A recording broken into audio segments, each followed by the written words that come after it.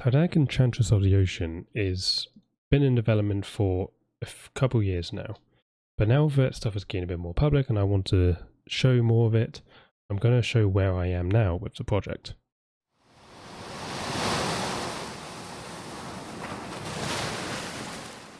So here I am in Blender, and I will use Unreal in the engine for the actual game development, but where am I with the model now?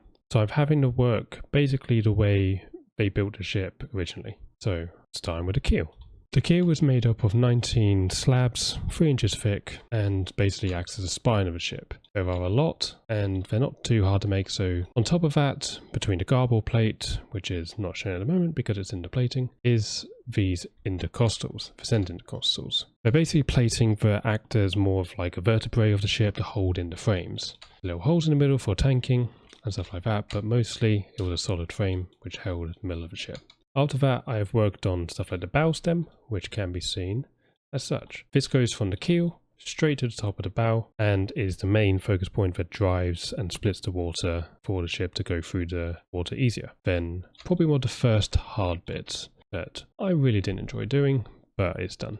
The stern casting, where the central propeller ends and is held, and where the rudder is held, which I can add now. The rudder is done. Wasn't too hard. It's quite nice, but it's made of a few sections and these cover over the bolts that hold it. I also have the fore and aft bracket, which were made quite easily using the hull of the ship to give a curve. Got the zinc plate on top, and one of the things that will need to be tweaked is the angle and direction. For these are just straight at the moment, but because the engines were slightly angled, they will need to be changed, but that's easy. Happy with how they turned out. Some changes may be done to get some shading here, for instance, but overall they are quite nice. Speaking of the propellers, they are also done from the side to the central. They are made up of a few sections, as you can see. Got the cone on front, covered over a lot of the mounting for the propeller shaft, and you've got the main bossing and the propellers that hold on the side of it. This was a pain to make, and I never want to do it again, so I spent a lot of time to get this focused and done well. There's annoying shading issues here, however it does get cleaned up when you add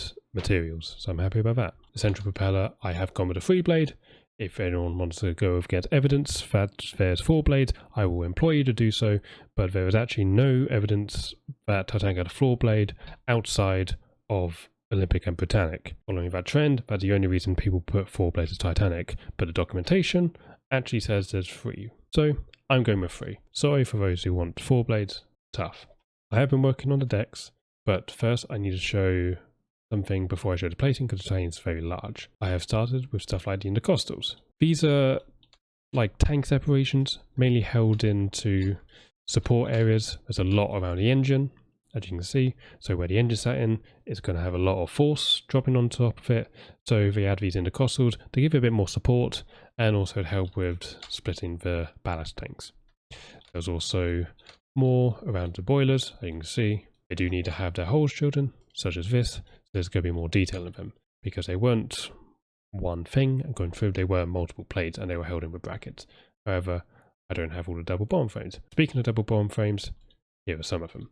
It gets a bit confusing now because you've got to see layers upon layers upon layers, but you can see if you look at plans, you'll find they look as such. Unfortunately, there's not a plan for every single intercostal, but needs must. I'm going to have to guess a lot of them and look at images, but a lot of it will annoyingly be guesswork, but I will make a very educated guess to try and get as close as possible. I haven't done all the bulkheads, but I've done quite a few of them, mainly in the bow. So there they are. Here's the crash bulkhead. I've also got more bulkheads here, and then the start of the fireman's tunnel, you can see. Outside of that, there hasn't been much plating going done on the decks, however decks have been made.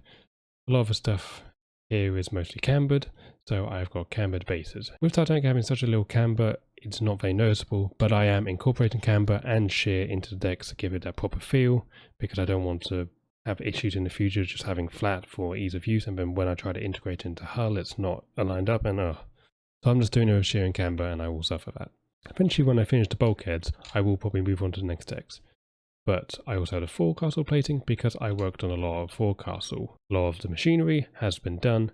And then finally, last but not least, I have the actual hull. There is many platings, as you can see, every single place that I've recreated all of that. Try to get the underside to be as accurate to Titanic as possible. So all the portals are cut out, got all the gangway doors and such, and it is very nice. I'm very happy with how the hull has turned out. I don't think much is needed to be changed, but we will see. There is annoying shading issues, but one of the best things about it, if I go in now, I can actually show you that I have been working on materials. At the moment, it is working in Cycles and Blender, so I won't be able to show Unreal Engine now. A lot of the textures are quite nice, and I am quite happy with how the textures turned out. Given the lighting, you can see a lot of the plating, especially on the port side, and shows the amount of work that has been going into it to try and get stuff like the propeller wings accurate, trying to get a stern accurate, the underside accurate. It is a massive job, and to be honest, I wouldn't recommend doing it. It is very, very hard and very, very stressful, and you have to pretty much learn Edwardian engineering in order to figure it out. But this is why I'm doing it, because my passion thankfully drives me, and I really want people to have access to the true story of Titanic. So what am I planning to do with this?